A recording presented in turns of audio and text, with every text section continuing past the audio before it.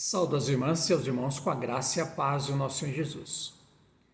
Em estudos anteriores, observamos problemas de relacionamentos na igreja primitiva, formada ela por seres humanos falhos, imperfeitos e pecadores. Embora tenhamos a igreja como perfeita, infelizmente, a igreja terrena de Jesus, formada por seres humanos, ela é formada de carne e osso, por homens e mulheres que erram, falham, pecam, transgridem. A igreja gloriosa de Jesus, ela é perfeita, não tem problemas. Mas a igreja terrena, formada por pessoas, ela é imperfeita, porque os fiéis pecam, falham, erram, transgridem. É uma realidade. A igreja primitiva, ela tinha problemas relacionais, porque era formada por seres humanos. E observamos ali um problema entre Paulo e Pedro, porque quando chegaram os judeus, Pedro e também Barnabé começaram a se afastar dos gentios, temendo o que poderia acontecer, serem dedurados, talvez. Paulo não aceitou essa atitude, discutiu cara a cara com Pedro. Observamos esse momento, esse texto. E passa outro momento. Paulo discute com Barnabé.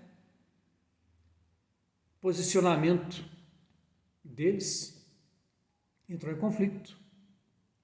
Paulo não queria levar João Marcos e Barnabé queria levá-lo na jornada para visitar os irmãos que haviam recebido a palavra, eles haviam anunciado as boas novas, e houve uma discussão, um grande problema, uma tensão, se separaram. Observamos assim discussões, desavenças. Isso já ocorreu no decorrer da história da igreja e tem acontecido ainda hoje. Quando irmãos e irmãs na fé, com interpretações diferentes, entendimentos diferentes, pensamentos diferentes, vontades próprias, acabam entrando em tensão, em crise, discutem, a desavença se torna uma realidade e acabam se separando. Pessoas que mudam de igrejas denominacionais, pessoas que saem de uma igreja local e vão para outra, e é o que vai acontecendo. Nós vamos observar no próximo texto sobre esse momento em que João Marcos se separou de Paulo. Atos, capítulo 13, versículo 13. E navegando de Pafos, Paulo e seus companheiros viajaram a Perge da Panfilha. João, porém, deixando-os, voltou para Jerusalém. Observamos aqui que estavam viajando, navegando, navio, Paulo e seus companheiros. Entretanto, chega um momento em que João, ele resolveu deixar Paulo e seus companheiros de jornada. E o que pode ter feito ele fazer isso? Viajar de navio naquela época não era seguro como é hoje. Embarcações de madeira, embarcações frágeis, tempestades que despedaçavam facilmente as embarcações. Eles devem ter passado por alguma tempestade, deve ter assustado João Marcos, deve ter sentido intimidado. Essa situação deve ter cansado a ele, deve ter deixado ele fatigado, ou talvez temendo o perigo de um naufrágio. Ele resolveu deixá-los e retornar para Jerusalém. Foi o posicionamento de João Marcos. Ele tinha o livre-arbítrio ou não? Ele tinha vontade própria ou não? Ele estava sendo obrigado por Deus a continuar nessa jornada? ele poderia ser útil para Deus em Jerusalém ou outra localidade? Precisava ser agora? Era preciso que ele continuasse essa jornada com Paulo e seus companheiros?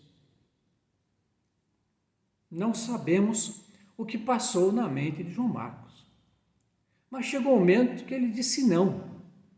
Ele se posicionou. Assim como Barnabé se posicionou diante de Paulo e disse: vou levar João Marcos sim, e Paulo disse não, então ambos se separaram.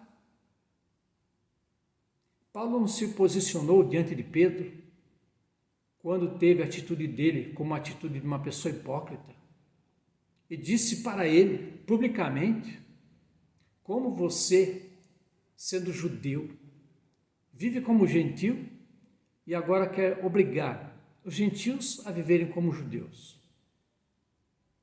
Paulo observou na atitude de Pedro uma atitude de hipocrisia e se posicionou diante de Pedro. Observamos aqui que João Marcos também se posicionou. Algo ele sentiu. Ele resolveu se apartar deles e não continuar essa jornada. Estavam navegando, ele resolveu deixar o grupo. Ele se posicionou. Onde está a questão aí do livre-arbítrio? Onde está aí a liberdade de se posicionar? Se ele não quis continuar, que seus companheiros aceitassem e dessem continuidade à obra. Porque foi o que aconteceu. João Marcos se posicionou, saiu do grupo, foi embora. E Paulo e os demais companheiros continuaram a jornada. Então, uma discussão inútil pode ter acontecido nesse momento. Uma discussão que não levou a nada. Ele pôs na cabeça que não queria continuar e não continuou. E ninguém o convenceu ao contrário. Nem Paulo conseguiu convencê-lo. E observemos que Paulo, ele era uma pessoa, um líder, com grande poder de convencimento. Tinha muito entendimento. Mas não conseguiu reverter o desejo e a vontade de João Marcos. E hoje quem somos nós para obrigarmos alguém a fazer algo que ela não esteja com vontade, não queira fazer? Quem somos nós? Se Paulo não conseguiu, se Barnabé também não conseguiu convencer a Paulo, quem somos nós? Deus nos enviou seu Filho Jesus para nos salvar. E só é salvo quem exerce o livre-arbítrio. A pessoa tem a liberdade de aceitar a Jesus ou recusar. Não somos obrigados. Entretanto, no nosso entendimento, sabemos que para cada ação há uma reação. Aceitar a Jesus e negar a Jesus, algo acontece. Deus sabe, nós temos entendimento e devemos respeitar as pessoas, o posicionamento delas. Podemos não concordar com o que uma pessoa resolve fazer. Nós instruímos, orientamos, alertamos, mas é a pessoa que vai decidir o que ela quer. Assim, irmãos e irmãs, aprendemos algo mais aqui.